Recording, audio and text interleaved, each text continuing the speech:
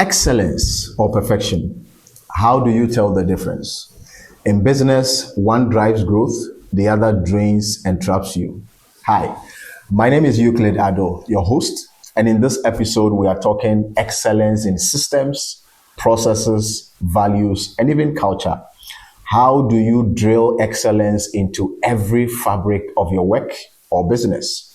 How do you ensure your team lives out excellence consistently? How do you deliver excellence when things get tough? Is the customer always right? We explore these and so much more in this new episode. Let's get into it.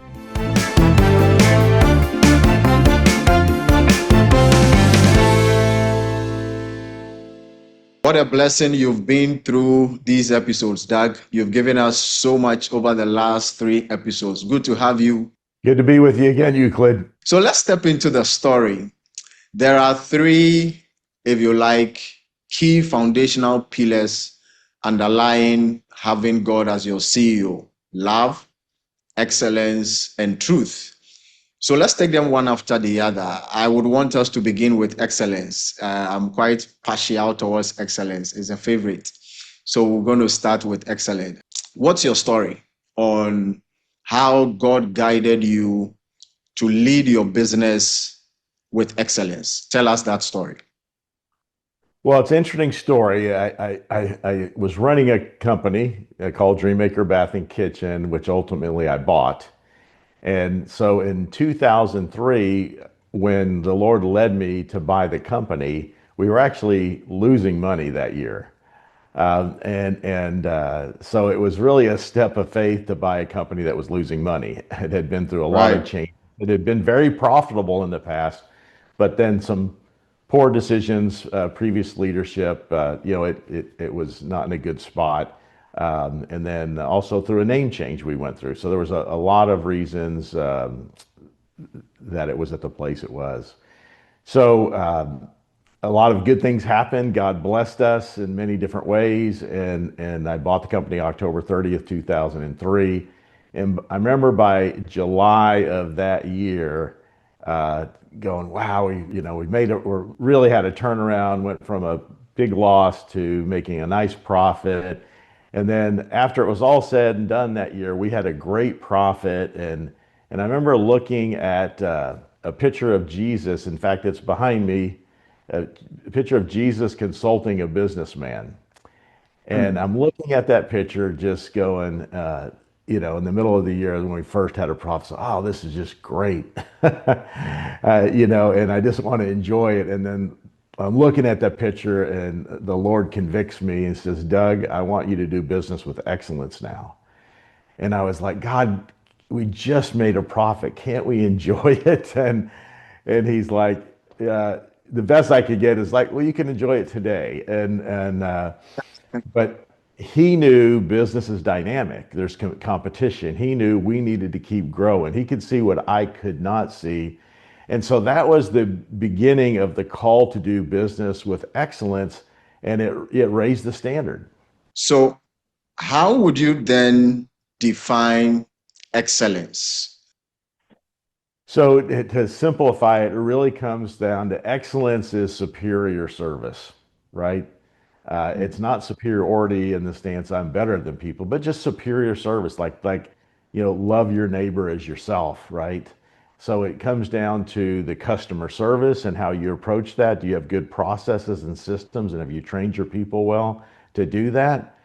But it also comes down to how you deliver the product. In our case, we're going somebody's home and doing remodeling. Somebody else, it could be you're selling a product and they're buying it in a store. Is it a quality product? Does it do what you said it would do on how you advertised it? So there's integrity in your marketing. And and excellence for us from a biblical standpoint is we're not going to have a scandalous kind of advertising either, right? We're going to have family friendly, very family appropriate and friendly type advertising and marketing that brings a good witness to the Lord. So excellence it's very broad, but if it comes down to its superior service and a superior product, and in your leadership, it really goes deep.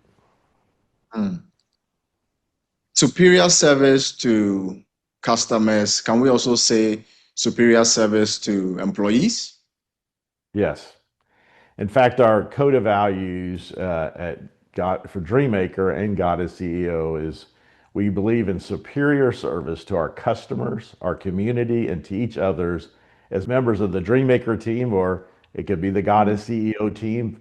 And Mm-hmm. it started with the Dwyer Group. My family had a larger company that we built actually internationally. So this has been proven over and over again. So that having a code of values, something you put out there, and then you got to walk your talk. It doesn't, you won't do it perfect, but here's how you do it with excellence. When you mess Mm, up, you'll be humble enough and have enough vulnerability to admit you missed it and say, I need to work on that. And most people want to become leaders so they don't have to do that, but that's not true leadership. That's not Christian leadership. Jesus was humble. He led an example for us that we lead with humility and that we humble ourselves before the Lord. And people were drawn to him and said, "Wow, and mm. he is the lion and the lamb, right?" So we need to lead with meekness, with strength, but also just great humility. How do we create a distinction between excellence and perfection? Because for most of the time, when you are striving for excellence, it looks like you want it perfect. Is there a distinction at all? Yes, absolutely. Yeah, it's so. If we think about the Pharisees in the Old Testament, right? You think about them, and what Jesus said to them is, "You whitewash tombs," right? You have all Mm, these laws, and yet you miss the greater things, about people and heart and justice. And so the thing is, the reason as human beings we lean towards perfectionism because it's all about control. We want to know the rules and have control, but Jesus says it's all about relationship, right? It's a relationship with him and the Father and us with him and the Father and our relationship with other people. Love God, love people is the great command to make it simple. So, mhm, so the difference with excellence again is we cannot be perfect this side of heaven. Only Jesus could be perfect.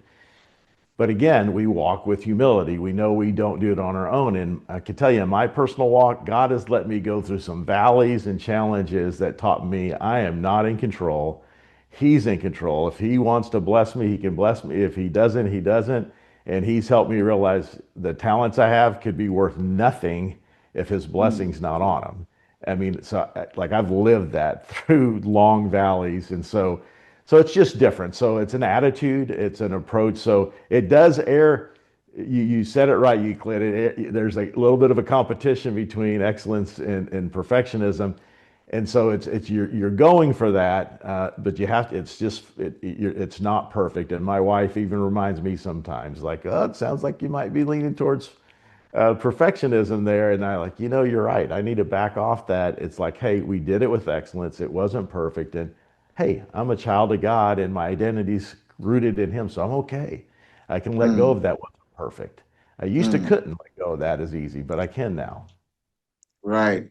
How can business people, employers, employees stay consistent with excellence? Because a lot of the times, some people are excellent sometimes, or you deal with businesses that are excellent sometimes. Does consistency with excellence matter?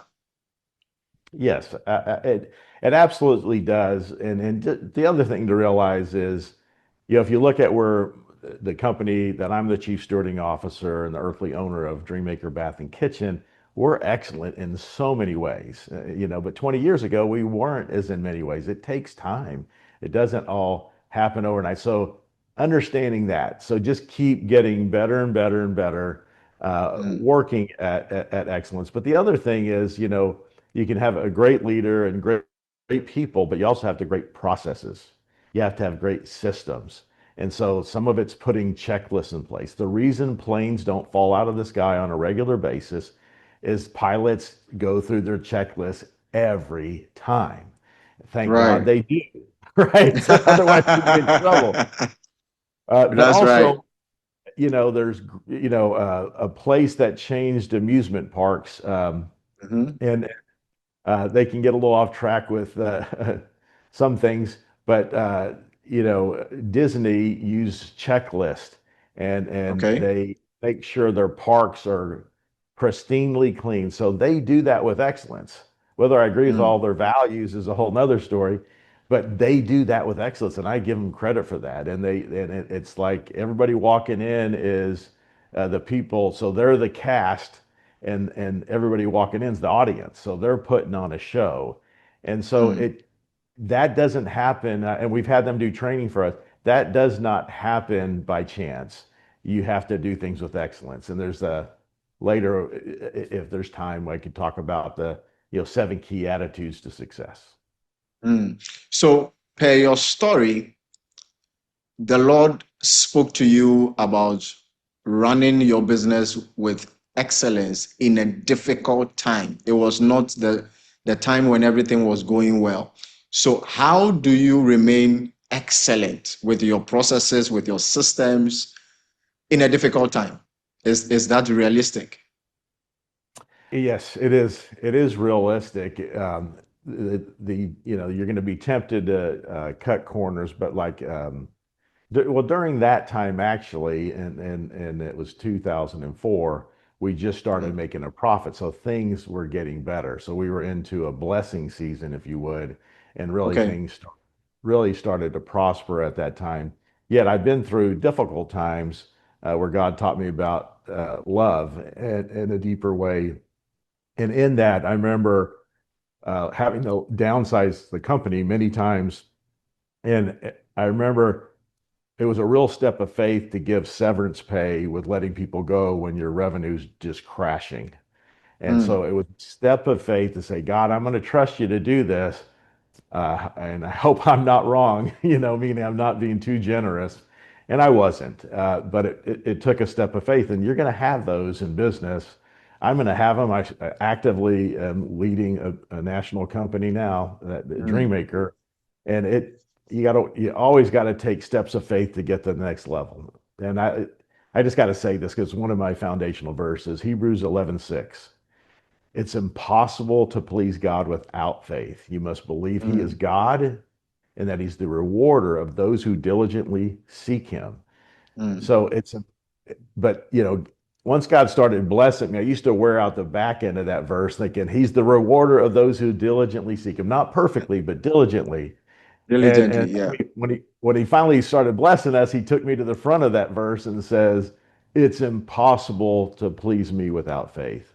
So Mm. look, we're always going to have to walk in faith. So just understand that and embrace it. It's a truth that when you first learn it, may like, oh, I just want to get there once and for all. Well, he's not. We're so far from being all that Jesus was.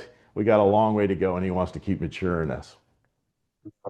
In your testimony, you shared that when, like you just said, you had just entered a blessing season when you where you are beginning to make profit. Yes. So you mentioned that when companies or organizations start to make a profit, they focus on the money instead of focusing on excellence. Yeah. What does that mean?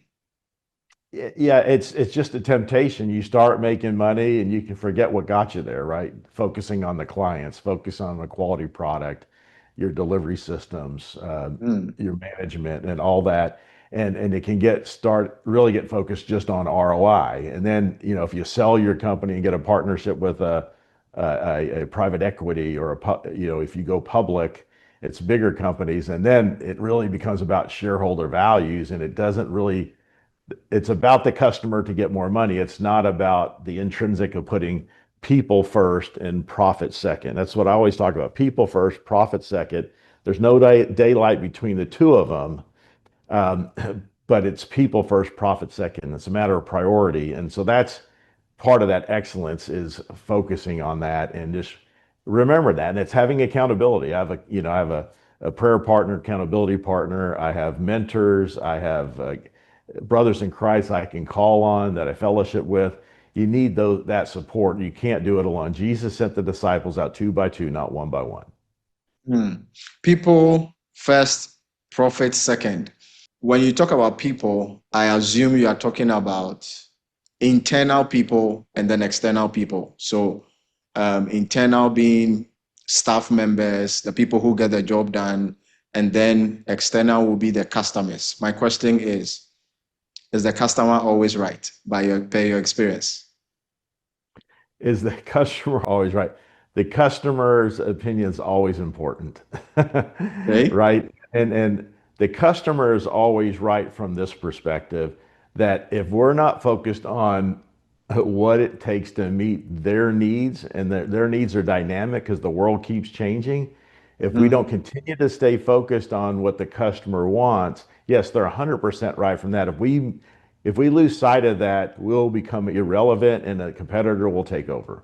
Right. How does a business, or maybe share an example with us, how you keep your team to be excellent, your staff members, the people who go out to get the job done, how do you ensure that they are consistently excellent? Well, one thing that's foundational to everything we do at Dreammaker Bath and Kitchen is our code of values. It's the Mm, foundation to all of our systems.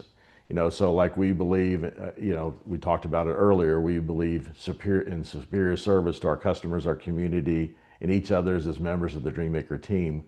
The next one is mm, we believe in counting our blessings every day in every way. And the next one is we believe success is a result of clear, cooperative, positive thinking. We believe that management should seek out, recognize what people are doing right, treat every mm, associate with respect. And so I could go on, and it's making only agreements you're willing, able, and intend to keep. Communicating any potential broken agreement at the first appropriate opportunity to all parties concerned. So we have a foundational set of code of values of 10 and then 15 operationalized. And in those, that is part of our culture. If we have a meeting of mm, three or more people, we're going to either read the code of values, we're going to share a code of values story, or hey, what's your favorite code of values? And then we'll make it fun. Sometimes we'll give money out or a prize. Hey, that was a great story, or mm, whatever. You keep it alive, so you make it a living, breathing way of doing business, mm. philosophy in your business and values and growing it. And that's how you help ensure excellence. Without that, you're just not going to get it because it's so easy to drift into selfishness and it's all about us. And so that constant reinforcement helps you stay the course. Mm. I remember one of your trips to Ghana, I think at the end of the trip where you were about leaving, we were in the lobby having a conversation, and you mentioned that you've used this particular hotel several times and they've never sent out a survey to you as a customer, as a regular customer. And then you Yes. told me about how your company invests in surveys to measure franchisee satisfaction. How important are systems like that, especially surveys which may not cost much, but a lot of people take it for granted? Yeah, you can always start with doing them yourself, and if that's all you can afford to do, so you got to get the feedback. So we do surveys at many levels. So we do one is we do a code of value survey once a year to ask our team how are we doing living out these, and they rate it 1 to 10, and so we know how we're doing and how do we improve with that. But a big one that's from us as a franchisor to our franchisees, we've developed a thing called a quality assurance stat sheet, which Mm, is pretty in depth, right? Running a business is complex. There's a lot of components to do it really well. So we break it into 12 categories, and then there's about 15 measurements per category. So we do that measuring with our franchise coaches, with our franchisees. So that's an internal one that we do. But okay. then we go outside of that and we use a company called Franchise Business Review, and it was probably 4 grand, or maybe 4 to 6 thousand. And we pay them to survey our franchisees, and it's blind. So the franchisee doesn't have to put their name. We don't know who said what. And they Okay. measure 8 different disciplines of a business and 4 categories underneath that. And I remember that I think the first time we re-engaged that company was 2011. So now we've been doing it, Mm. many years, and we started at a 4.1 out of a scale of 1 to 5. And today we're a 4.5. So we've just gotten better and better and better. So we measure excellence, and what you measure gets managed. Just remember that. What you measure Wow. gets managed. What you measure gets managed. Yep. Back to your story. How was it like walking the journey of excellence as the Lord led you to? Because, like you said, God knew competition was coming. God knew that business standards must go up. How was it like for you walking through that call to excellence? So when we've hit tough times, and you're going to hit tough times in business, and so if you've done everything to correct that, then you're like, okay, God, what are you up to?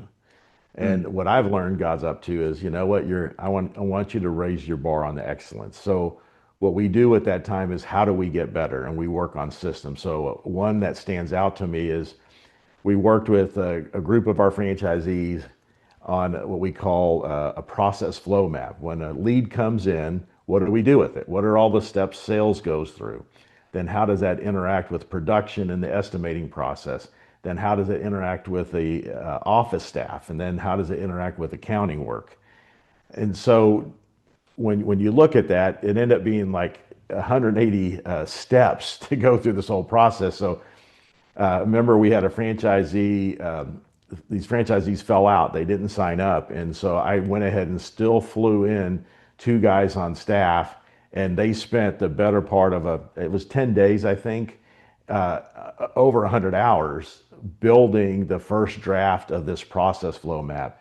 So that's what it can look like, and mm, over and over that's happened, not just but with our company, but I've experienced it with franchisees that are also walking with the Lord close, and they're like, you know what, that's happened to us too, and they had their own stories. mm. So back to what you said, what you measure gets managed. Did I get that right? Yes. There's a saying that people do what you inspect, not what you expect. My question, my question is, as a practitioner of excellence, drilling it into everybody in the company, do you ever get to the point where excellence becomes part of the blood, part of the engine of the company? Does excellence ever get to the point of automation that now it is on autopilot? You just leave it and everybody picks it up. You can get it where it becomes part of the fabric of the culture. Yes, that it's just expected, it's normal. But can you relax on that? No. See? You've got to always look at improving. Now, you can take it too far. Mm, So there's a balance. I went through a season of this. There's a balance between innovation and implementation. If you innovate so much that you don't implement anything, then you're never getting the benefit. So to have it end up being economic improvement in your situation, because if you're not making a mm. profit, you're not prospering in business. You got to have that. If you don't have it, you're not going to survive. So you have to balance innovation with implementation and have that right balance. And you'll go through it, you'll mess it up, but you'll learn and then you get better. And just keep a right blend with that, and get a good system. So we've shared a lot about excellence. I mean, I'm still taking notes. You've said a lot of very important things for everybody who is interested in scaling up the level when it comes to excellence. What other things would you like to say before we move on to the second principle? I think the best way to wrap it up is just share some quotes that I share with every new franchisee or prospective franchisee, because I want them, before we award them a franchise with us, because we Mm, don't accept everybody, is I want them to know the bar that we have and our expectations are clear. So the mm, first one is excellence is not an accident, and I think that's by Aristotle. But excellence is not an accident.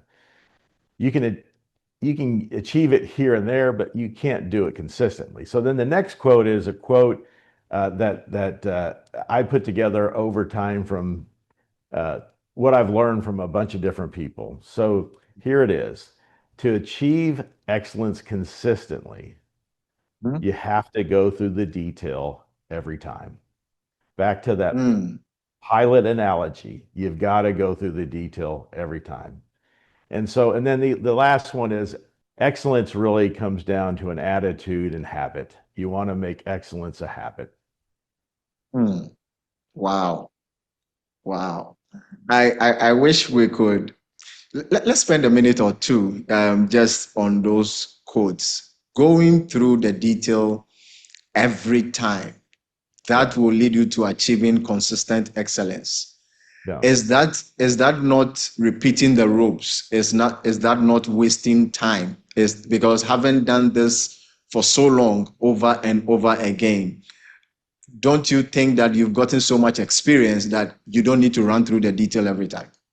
Well, you can get into that. So the thing is, if you're going to stay a one-man show, you could follow that model and probably do pretty well. But if you want to scale your business and you want to multiply and grow it, you've got to have systems and structures. And people can, yes, they can get unconscious competence, right? And you Mm, can get to those levels, but the reality is you need the checklist because in our world, estimating a job, if you don't use that, you're going to miss some details because it's a complex job. mm. Wow. Thank you, Doug. This is That very revealing. Very, very revealing. There you go.